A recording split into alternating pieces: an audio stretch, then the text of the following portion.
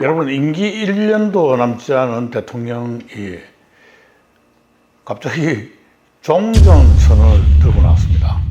유엔에 가서 이제 그것도 주장을 했다고 했었는데, 여러분, 이게 지금 종전선언을 갖다 지금 문재인 대통령이 이야기할 때인가? 저는 그게 굉장히 의문입니다.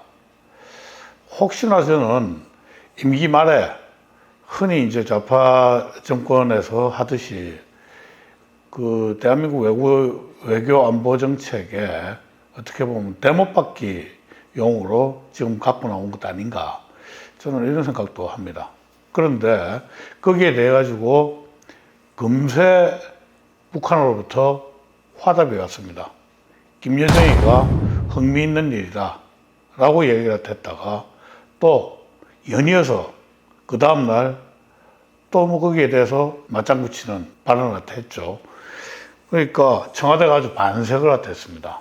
여태까지 보면은 김여정이라는 덜컥만한 기집애가 대한민국 대통령을 두고 뭐 삶은 소대가리니 우몽하다느니 별 저주에 가까운 말 갖다 다 퍼붓지 않았습니까? 지금 이렇게 북한 반응에 대해서 깨충을 쳐도 되는 것인지 저는 굉장히 걱정이 앞섭니다. 여러분들 그 대한민국 외교장관이라는 정의용이라는 사람이 얼마 전에 미국 갔죠? 미국 가가지고 미국 안방에서 어떤 이야기를 했는가 하면은 우리는 중국 이야기에 귀를 기울여야 한다, 이렇게 이야기를 했습니다. 참 정말 그렇게 해도 되는지 모르겠어요. 한국 들어와서 이야기를 해도 일파만파일 것인데 그 미국 안방에 가지고 미국의 주요 매체와 이렇게 대담을 갖다 하는 그런 프로에서 그런 이야기를 갖다 했습니다. 정말 한국이 미국은 개무시를 갖다 하면서 중국에 대해서는 정말 4대에 가까운 그런 외교를 하고 있지 않습니까? 대통령이라는 사람이 시진핑을 갖다 만난 자리에서 어떤 이야기 했는지 여러분들 기억나십니까? 중국은 대국이고 한국은 소국이다.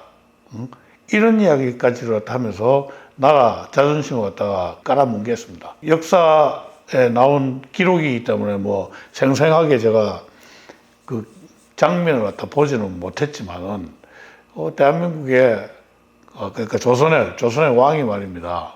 그 사대한다고 그 사진을 갖다 보내면은 그 사진이 중국 황제 앞에 가지고 이 머리 조아리면서 황제폐하 뭐 만세 만만세 하는 이런 짓을 갖다 한 거죠. 그렇게 국교를 갖다 그냥 그 망가뜨리고 하고, 또 청와대에서는 김수현이라는 친구가 어떤 이야기를 했는가 하면은 남북관계에 한미 훈련이 암초가 된다는 그런 이야기까지 했습니다.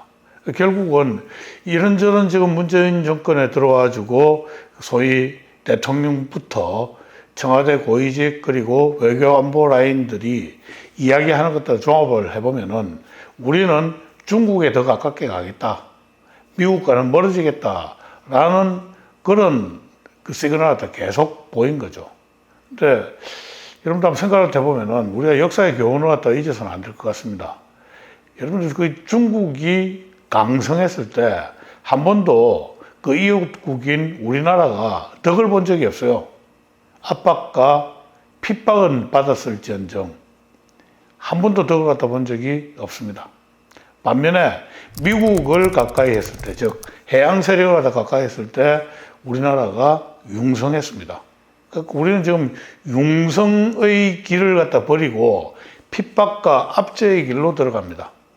그것도 중국이란 나라가 이 완전한 자유민주 국가이면은 말도 안 하겠습니다. 중국이란 나라는 기본적으로 공산전체주의 국가입니다. 그리고 중국의 세계적 전략은 현재 자유민주 진영, 자유시장경제 진영을 적으로 규정을 하고 있습니다. 그렇게 해가지고 그런 이 자유민주 진영을 깨부수는데 중국의 국력을 지금 집중을 갖다 하고 있고, 바로 그런 것 때문에 미국과 중국이 지금 서로 대척점에 이제 서게 되고, 미국이 중국을 적대시하는 그런 국제 관계가 형성되고 있는 것입니다. 자, 그럼 우리가 어디에 서야 되겠습니까? 여전히 우리를 갖다가 융성하게 해주고 부강하게 해주고 우리를 지켜준 미국 편에 서야 되는데, 이 열빠진 정권은 그런 미국을 갖다 버리고 지금 계속 중국에 가까이 가겠다. 스스로 조선시대 4대의 시대로 가겠다는 이런, 어떻게 보면 시대 역행적인 발상을 갖다 하고 있는 것인지 모르겠습니다. 이거 바로잡아야 되지 않겠습니까? 지금 여러분들 종전 협상을 갖다 하게 되면은 그 다음에 나올 것은 분명한 것이 있습니다. 그건 뭔가 하면은, 자, 이제 조선반도에서 종전이 됐다. 미군들, 니네들 왜 한국에 있느냐? 주한미군 다 철수해라. 이거 요구할 것이 분명하지 않겠습니까? 종전이 되고 평화의 시대가 왔는데 왜 미군이 한국에 있느냐? 북한 입장에서는 미군들, 니네들 나가라. 그렇게 이야기를 갖다 할 것이 분명하죠. 그것은 안 봐도 자명한 이야기입니다. 여러분들, 북한이 말입니다. 핵무기라도 안 갖고 있으면 오케이. 그것도 저는 오케이라고 생각합니다. 핵무기라도 갖고 있지 않은 북한이라고 그러면은 저는 종전도 선언을 갖다 하고, 그리고 평화협상을 갖다 해도 좋다고 생각을 합니다. 그렇지만은 북한은 핵무기를 갖다 갖고 있는 군사강국입니다. 미군이 나가는 순간 그 핵무기의 인질이 될 것이 지금 보지 않아도 이거는 자명한 일 아니겠습니까? 미군이 있는 상황에서도 북한은 지금 핵무기 흔들면서 우리를 갖다 위협을 갖다 하고, 그걸 갖다가 그 압박을 갖다 해가지고 우리를 갖다 계속 뜯어먹고 있는데, 미군마저 나가면은 누가 우리를 갖다 지켜줍니까? 그것도 핵을 갖다 가진 북한에 대해가지고. 북한이 그냥 재래식 무기만 가지고 우리를 협박한다 그러면은 그거는 저희가 1대1로 붙어서 싸울 자신이 있는 것입니다. 여러분도 한번 생각을 해봅시다.